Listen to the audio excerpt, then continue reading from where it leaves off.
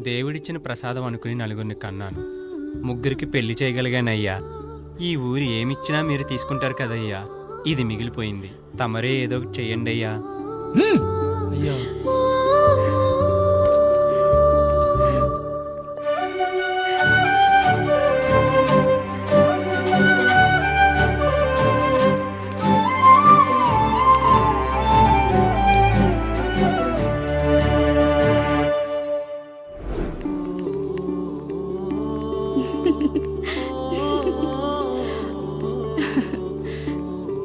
ఈ ఇల్లు, ఆస్తి, ఇంత గొప్ప భర్త, పిల్లలు చాలా ఆనందంగా ఉందండి.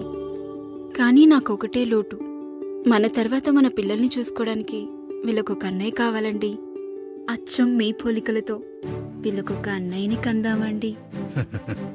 నువ్వు అడుగుతే కాదనగలనా?